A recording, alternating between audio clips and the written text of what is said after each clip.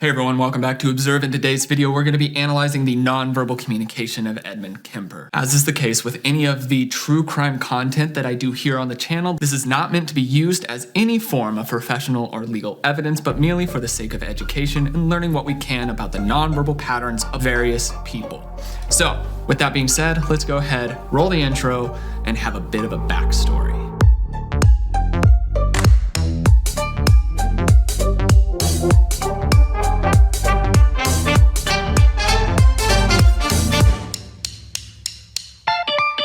Edmund Kemper was born in Burbank, California in December of 1948. 9 years later, his parents divorced, and he moved with his two sisters and mother to my personal home state of Montana. However, his relationship with his spiraling alcoholic mother was what he attributed to being the source of many of his issues throughout his life.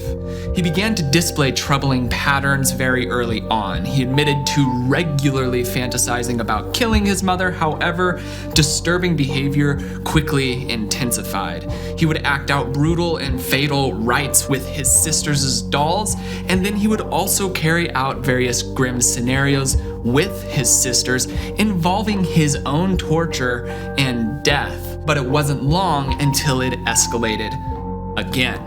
At the age of 10, he killed one of his family cats by burying it alive, digging it back up, and putting its head on a stick. 3 years later, he slaughtered a second with a knife, and his reason for that was because it seemed to be showing affection to his sister. Shortly thereafter, he ran away from his mother to his father, but it wasn't long before he was then sent to his grandparents' farm. The next 3 years of his life would be fueled by hatred for his time there. It would come to a head in August of 1964 when he shot and killed his grandmother in their kitchen after an argument. Later, when his grandfather arrived back home from work, he killed him while by his car and hid the body. He then called his mother, and she instructed him to call the police. So later, while talking with law enforcement, he said that he had killed his grandmother to quote-unquote see what it felt like, but had killed his grandfather so that he wouldn't have to face his grandfather's response after finding out what had been done. He was then handed over to the California Youth Authority and underwent a variety of tests. They determined that he was not only of above average intelligence, but that he also had apparently suffered from paranoid schizophrenia. He was eventually sent to a maximum security prison for mentally ill convicts. There he would display exemplary behavior, which earned him various privileges in prison. When he was released in 1969, he rejoined his mother despite the prison doctor's concerns about the past abuse and various attributed psychological issues involved in that relationship. Sure enough, within the next 3 years, his behavior would take another horrific turn. He would begin picking up female hitchhikers and letting them go, while unbeknownst to them, his car would be fully stocked with various objects that he would need to murder them. Then in 1972, he would begin a brutal killing spree. From August of 1972 to April of 1973, he would kill 6 different women and would carry out various brutal, upsetting, and explicit acts with their remains. The night of April 20th in 1973, Kemper would carry out the first of his final 2 murders. After his mother had come home from a party and had fallen asleep, he went into her room, murdered her, and performed extremely troubling acts to her remains.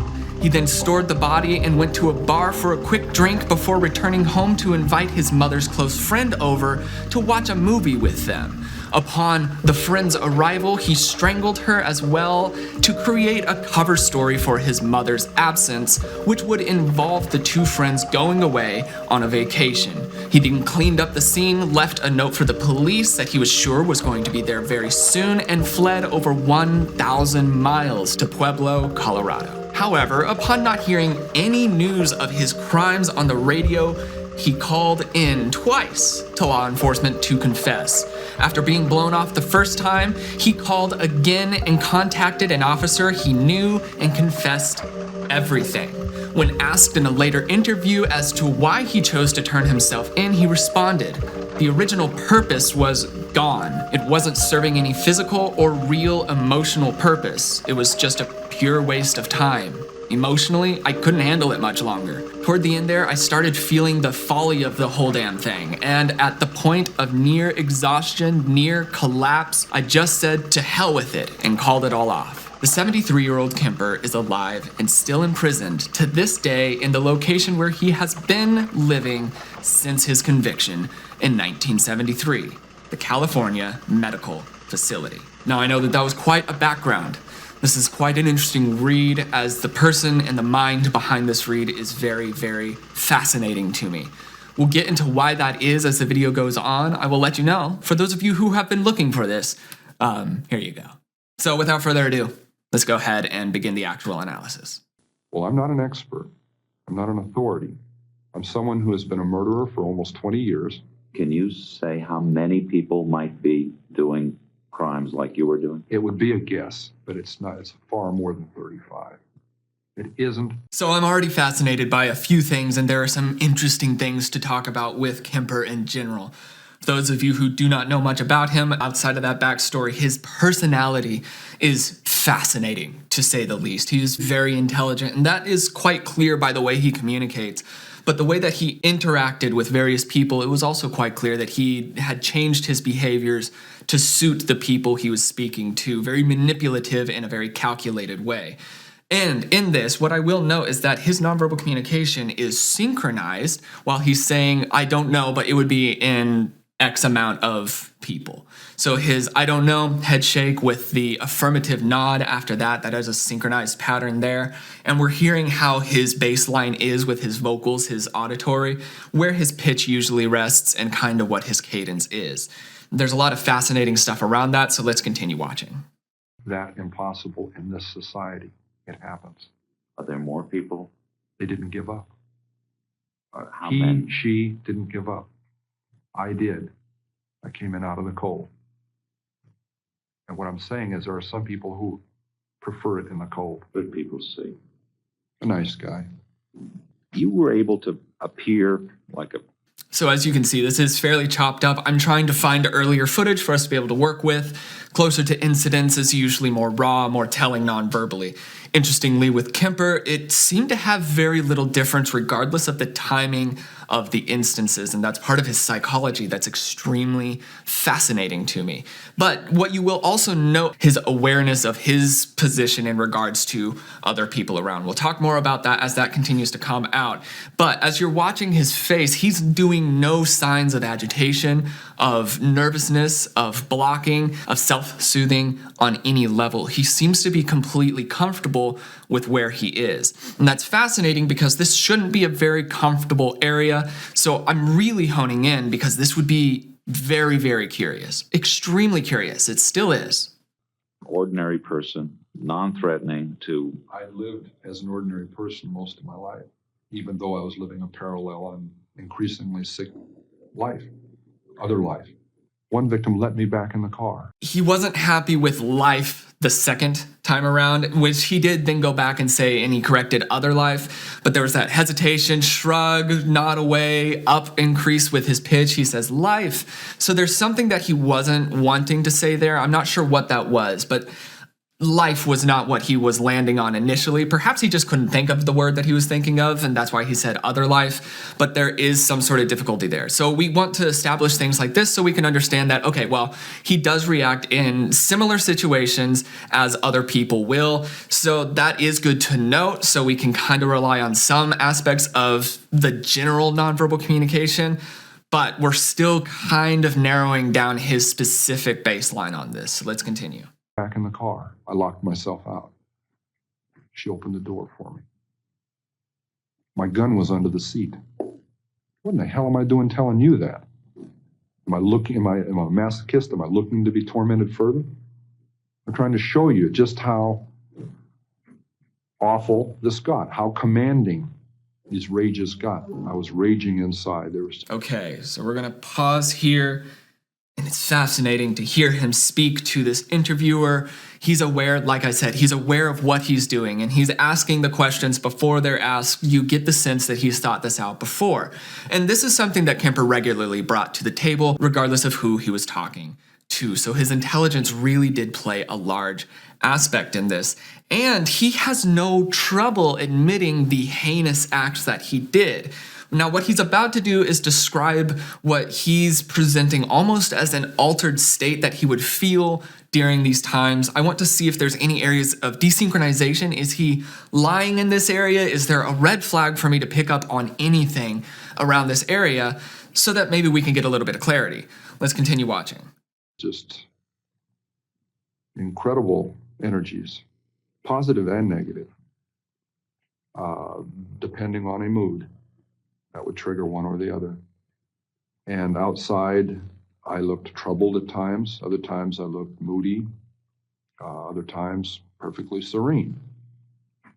Not very sane. But again, people weren't even aware of what was happening. You were involved in the campus. So in this part, he starts to show low levels of excitement or joy while describing how his presentation to the world was. I think that's fascinating because Kemper, for the most part, is not characterized by a sense of grandeur. He doesn't try to flaunt what he does. He largely states it pretty clean and factually, which makes it unnerving. However, in this area, we might be able to see a slight hint of gloating or smugness come in as he's talking about how his presentation was and how nobody could pick up on that presentation because, he quote unquote looked normal to the outside, maybe not very sane. So you can hear not only has he processed a lot, but he's thought about this entire scenario enough to be able to state this the way he has. So he's been considering and thinking about how he's going to talk about himself for a minute here.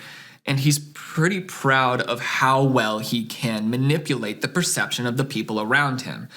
So far, that's what we're gaining about his character, and that lines up. It's fascinating to note. Let's keep watching. Campus because your mother worked there. Yes.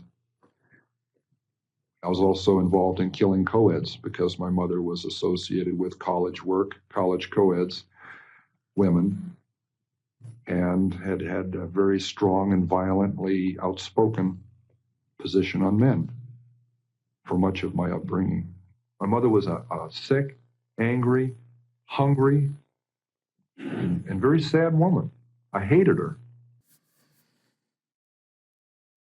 This is the fascinating part here. I've said that almost every part that I've paused. All of these are fascinating parts in case you hadn't noticed. So during the time of the recollection and the rage, I didn't see any desynchronization in that area where it'd be like, okay, well, he's lying about that, so maybe he's not feeling a rage. He wasn't showing desynchronization. Now, that being said, that doesn't mean he wasn't lying there. He could be a very effective liar, and there are a number of things that can make you very good at that. So that could be the case there.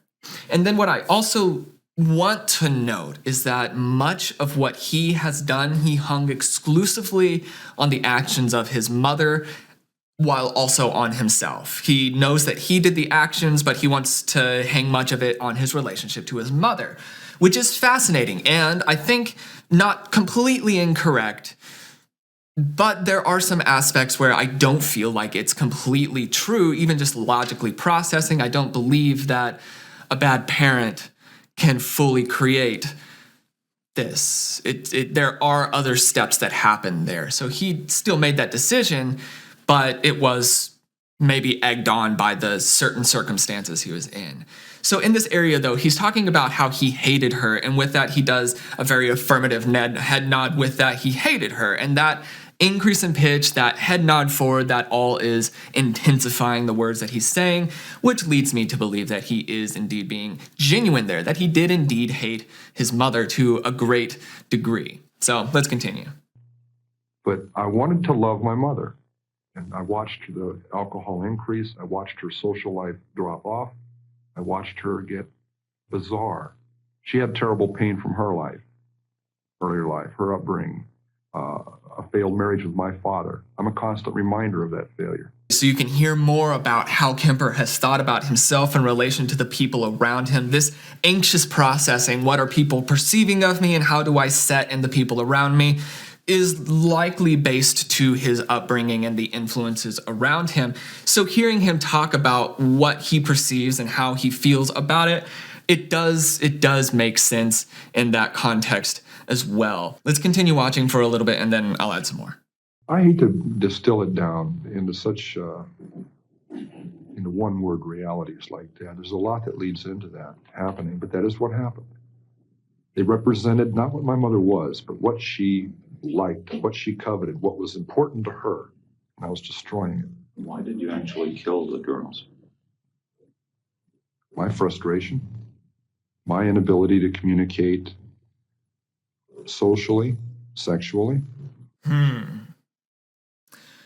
The initial one, my frustration, that one I would probably buy. He looks off to the side in genuine thought and recollection, and then he states with an affirmative head nod, my frustration. And then he goes on after that and continues to add more that seem intentionally thought out with lip compressions after each one, as if adding emphasis to each portion of that. So in this, that leads me to believe that switch between my frustration and then he shifts to the other ones, that there might be some different processing behind that. And if that's the case, what extra weight or what changed around the other things that he listed that included the lip compressions that didn't exist before? It might be something minute, but it's something to keep track of. Perhaps there's a red flag there, maybe there's a detail out of place. Regardless, we need to make note of it. I would agree that he is being genuine here, that these are aspects that he does feel and that did influence him. Those mouth compressions in there and that change in his baseline is what's making me question something. So let's continue. I wasn't impotent, but emotionally I was impotent. I was scared to death of failing in male-female relationships. I knew absolutely nothing about that whole area, even if just sitting down and talking with a young lady. I need to be able to really communicate. And ironically enough, that's why I began picking people up. And I'm picking up young women. And I'm going a little bit farther each time. It's a daring kind of a thing. At first, there wasn't a gun. I'm driving along. We go to a vulnerable place where there aren't people watching, where I could act out. And I say, no, I can't. So you can hear him giving this information. And this is stuff that many people have now heard today on general crime shows, TVs, books, anywhere, this idea, but this was not always established. Kemper is one of the people that helped law enforcement understand more about the mind of a serial killer. So he was a very important part in the research process, but you can hear all of these lines that you've heard before, but in those times, these were new. These were new things that were being heard, new directions that were being approached from. So let's keep watching. I can't. And then a gun is in the car, hidden. And this craving, this awful, raging, eating feeling inside. I could feel it consuming my insides, this fantastic passion. It was overwhelming me. So when he says eating, talking about the feeling, he has a partial aggression and fear expression across his face. That pulling down of the corners of the mouth towards the back here, strain in here, that's that part of fear or strain or stress. And then the aggression in that, it's a complex feeling towards what he's describing as his own feeling. It happens rather rapidly, likely not fully controlled. That would be an area where I believe that he's seeping some level of genuine emotion in regards to what he's talking about, his state of mind during these times, which I think is important to note. He at least has some hostility and perhaps fear or stress in regards to it. So let's keep watching. It was like drugs. It was like alcohol. A little isn't enough. At first it is. And as you adjust to that psychologically and physically, you take more and more and more. It's the same process. So it finally came down to the thing of, do I dare bring this gun out? Already realizing if that gun comes out, something has to happen. It was going to happen. I didn't see it then, but it was going to happen. I was playing a dangerous game with a loaded gun that got us all. When that gun was pulled out, So this is interesting. Again, he tries to normally take responsibility for what he does, but then in other areas, it makes it sound like he's trying to play it off onto a third-ish party, an exterior influence. So he was playing a dangerous game that caught all of them, including himself. It's fascinating. This is a low level of blame shifting. So we have seen him now take pride in him being able to circumvent and navigate other people's perception of him, manipulate them in that way. And then we've also had him do that here as well. So we're having these fairly telling things pop up here and there that we can grasp hold of and get an idea as to who Kemper was and why that may be important and how everything played out. So let's continue watching. I launched it out. I had it under my leg, out of sight, parallel to my leg in the seat. It was something that had been thought out in fantasy, acted out, felt out hundreds of times before it ever happened. Kemper drove them at gunpoint to a secluded area near a park. He took one of them into the woods, leaving the second girl tied in the car. I just gone through a horrible experience with her roommate, stabbing her. And I was in shock because of that. I couldn't believe that it was that way. And I'm walking back there bewildered. I gotta kill her. I can't let her go. She's gonna tell him. Everybody's gonna get me. She sees the blood on my hands. What are you doing? She pulled back and she gasped. And I think, whoa, I don't want her to know what happened. We can hear elements of this fear of people finding out they're going to get me, this nebulous idea. So people have tossed around him being paranoid. He's brought up this, and honestly, psychologists have been fascinated by Kemper for a number of obvious reasons. His cool, calm, collected demeanor is off-putting. It's upsetting for people to see him describe something that should be overtly traumatic without any variance from his baseline, his nonverbal baseline. So many of us pick up on this naturally. That's where you're like, it just doesn't seem like it's affecting him. These are the things that are really pointing out. These are the evidences. These are the pinpoints that you could say, this is why I know that it's not affecting him the way that I feel like it's not affecting him. So we're seeing these aspects come out while also seeing more complexities of Kemper's behavior and personality also surface. And we can kind of talk about how that all plays together at the end. I said, your friend got smart with me. She'd been getting really smart with me a lot, but I never hit her. I killed her, but I didn't hit her. I said, your friend got smart with me and I hit her. I think I broke her nose. You better come help. I killed her, but I never hit her. He has an absurd flash on his face. I say absurd flash because this is the one that's used everywhere by everyone to show the absurdity of what they're talking about. It's a flash of confusion mixed with smugness, mixed with contempt, and it's a complex emotion that is best summed up by saying absurd. It's interesting to me that he's aware of how strange his presentation is, and if he's so aware of all of this, if he's so on top and so easily able to speak of all of this without it flustering him, my question is, why isn't it? What is he hiding? Because people are very willing to tell things that they're not worried about being found out. And so far, he's showing that he's willing to show everything, but still hinting at some of this darkness. So my question is, what isn't he saying? And we'll keep watching. Oh, you better come help. She's about to die. Why does she have to know that? I couldn't deal with telling her that. And when I attacked her, she didn't at first realize what was happening. It didn't go through. She had very heavy coveralls on. It knocked her right up into the lid of the car, but it didn't pierce the clothing. So it wasn't that swell a knife anyway. I went out and bought a pawn shop huge knife. And I kept on just mindlessly attacking. She falls back into the trunk.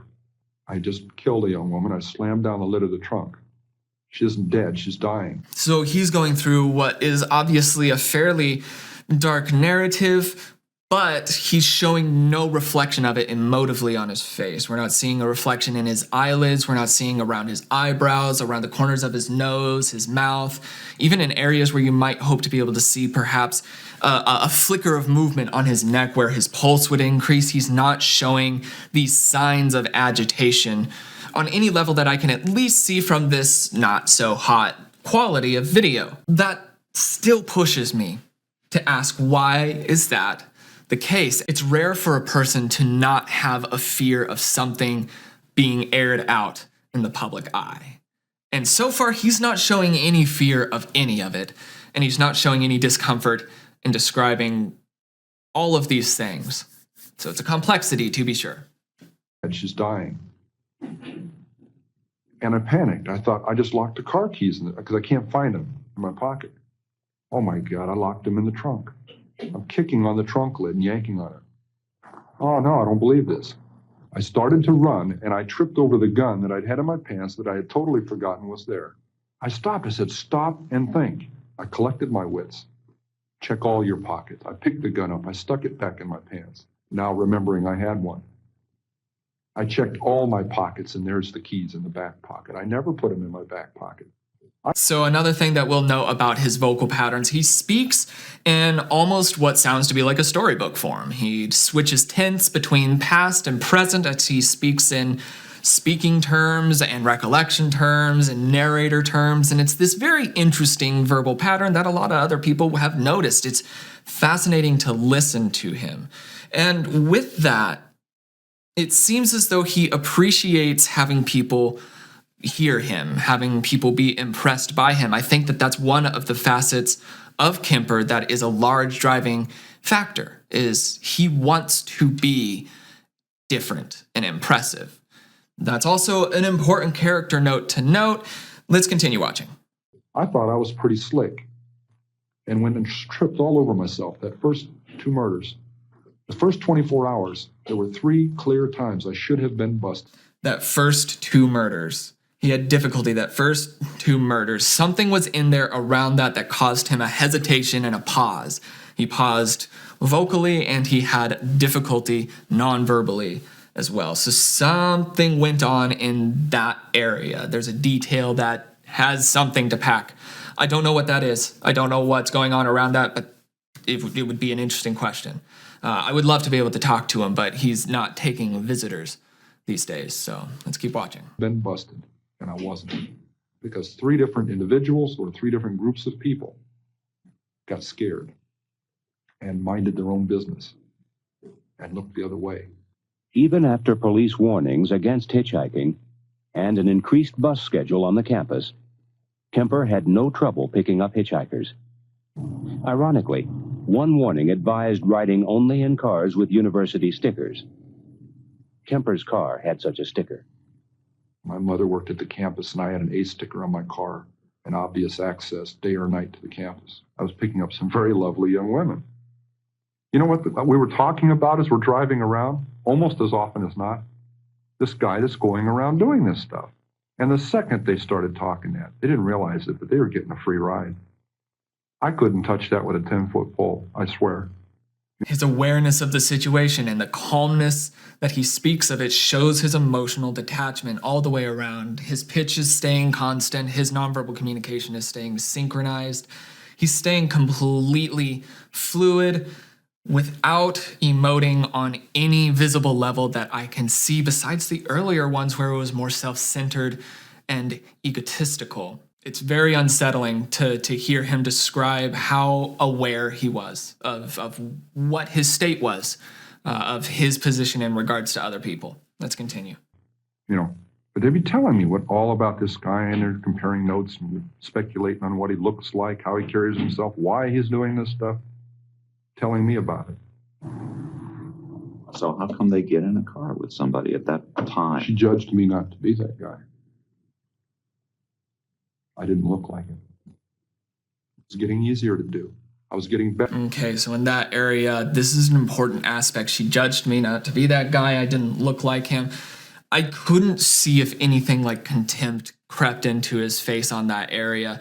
It could be possible. If so, it's extremely light with that lip compression in there. That's just interesting. That would be a definite area where you would expect maybe to see a little bit of that contempt seep out, as it does match the words that he's saying. It would be considered synchronized to see it. Yeah, let's continue watching. Better at it. I was getting less detectable. I started flaunting that invisibility. severing a human head, 2 of them, at night in front of my mother's residence, with her at home, my neighbors at home upstairs, their picture window open, the curtains open, 11 o'clock at night, the lights are on. All they have to do is walk by, look out, and I've had it. Why did you keep the heads? Why did you cut them off, and why did you keep them? Something out of my childhood. This is difficult again. So, talks about traumatic event, no emotional reflection of it.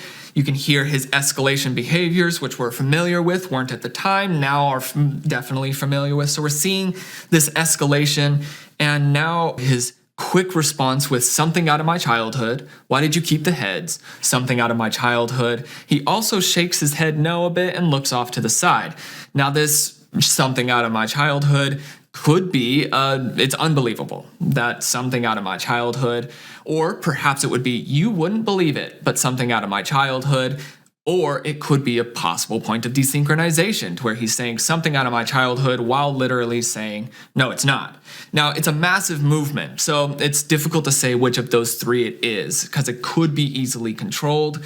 And he has some other things that go along with that. With the look away and the drop off in pitch, something out of my childhood, it's this resignation that comes in there that he settles to that answer.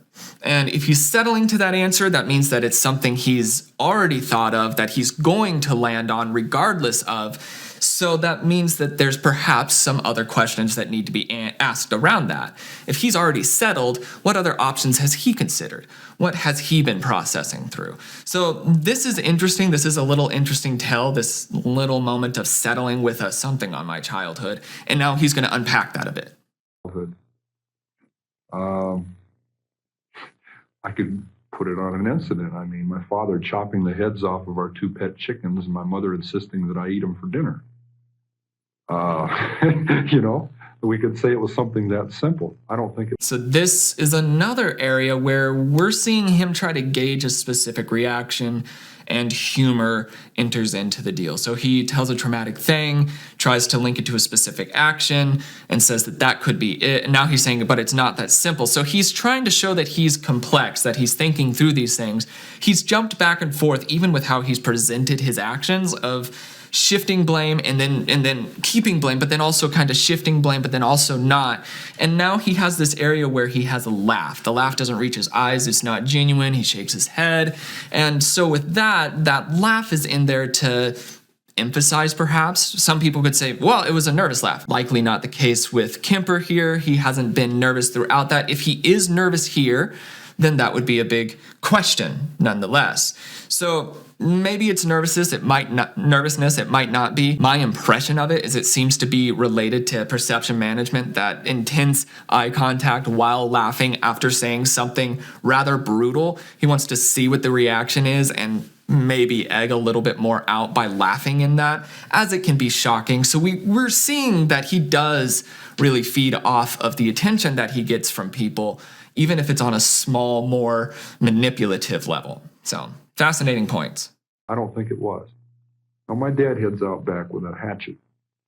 I got on my bike and I tried to stop it. I remember that. I got on the bike, rode around the block. I was crying. I haven't talked about that for a lot of years. I'm sure that may have implemented something, that may have gotten something rolling, but along fantasy lines. But it took a lot of years of development along those lines to really get off. But how are you able to, that very prevalent look down, I haven't talked about this in a while, that's a very substantial move. Could easily be done very consciously, and if he's as intelligent as he has seemed so far, that is fascinating to me, that he would bring that out. I haven't talked about this in a while. Almost seems like he's trying to act emotionally charged by this. So in my mind, either one, this is a spike. This is definitely a spike. Either one, this is a spike and we're like, ooh, we're seeing some genuine emotion here. What's going on around that? Or he's trying to force what looks like a genuine emotion centered around this aspect as well, which is just as much of a curiosity in a different way. So regardless, I'm curious about this part. What about this story may or may not have been different?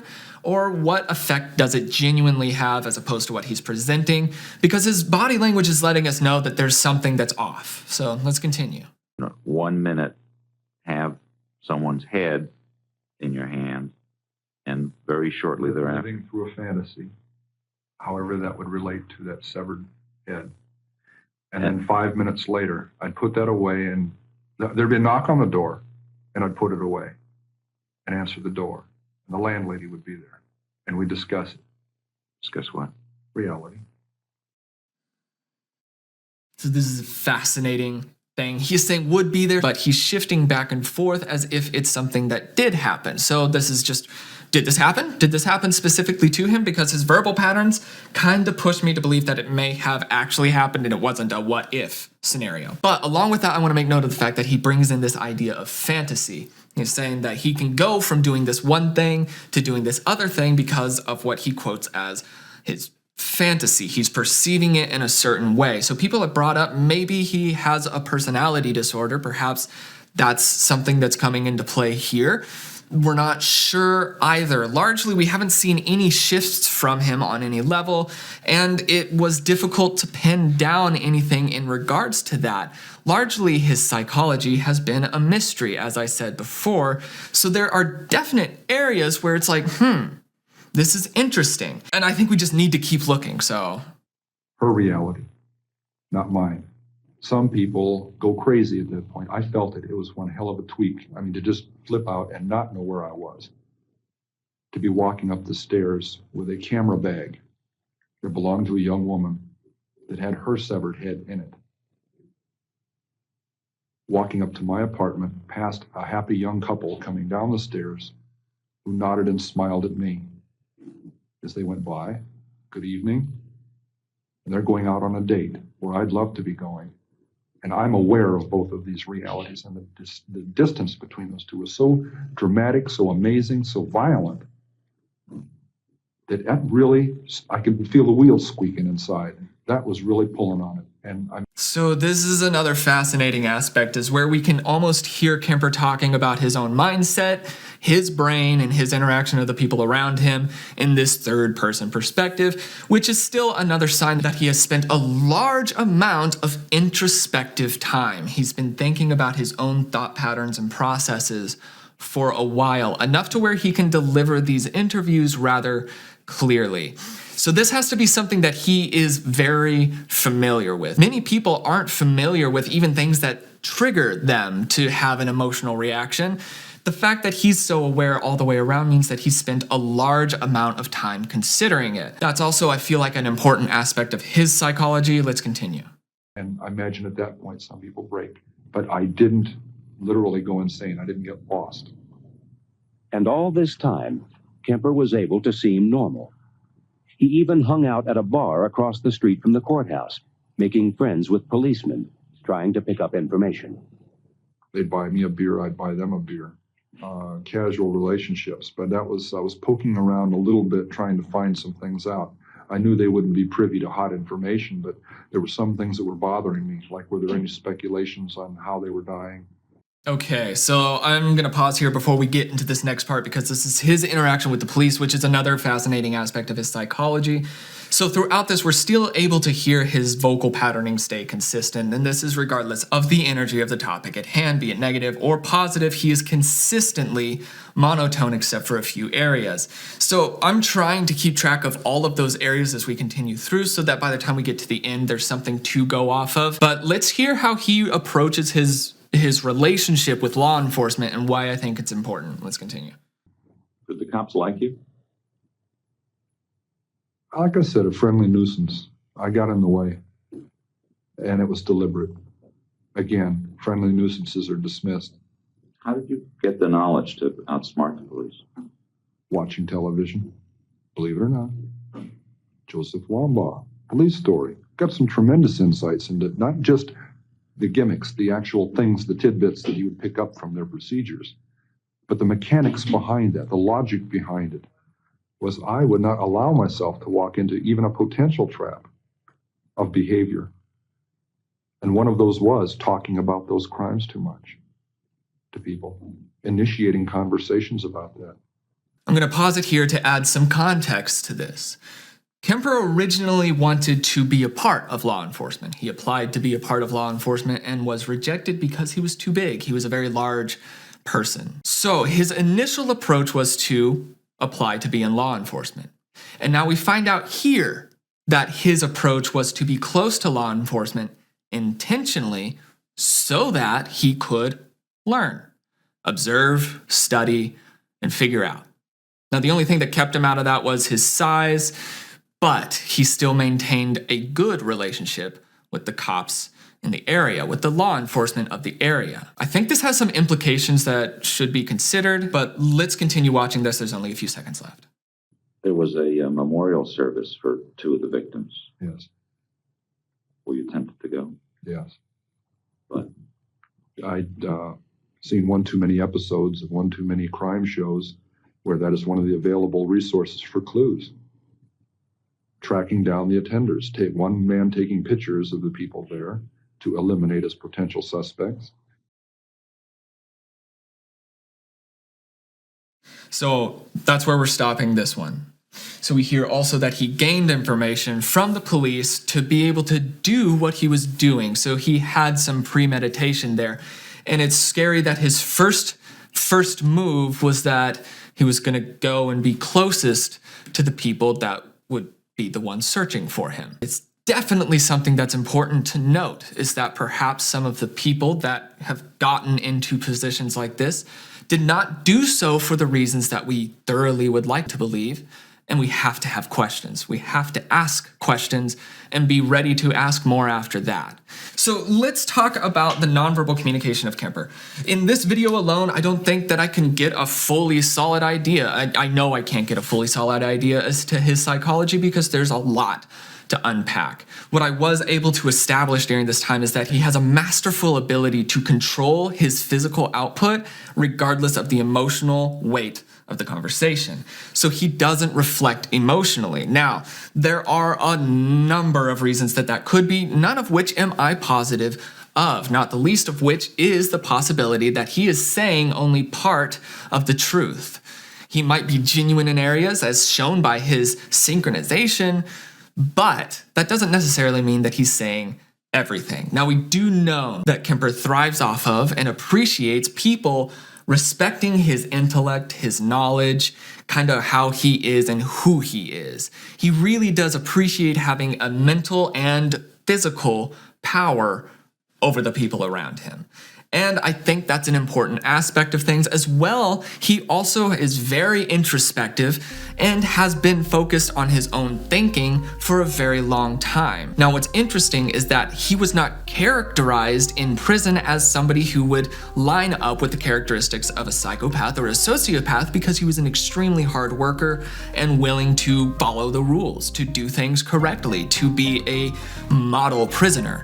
So people were confused and still are confused. Very interesting to watch him. I'm curious by this case. I will likely be doing quite a few Kemper videos in the future as I continue to try to understand and unpack. Like I said, he is alive today. Things are still ongoing. He is still imprisoned and his health is not holding up very well.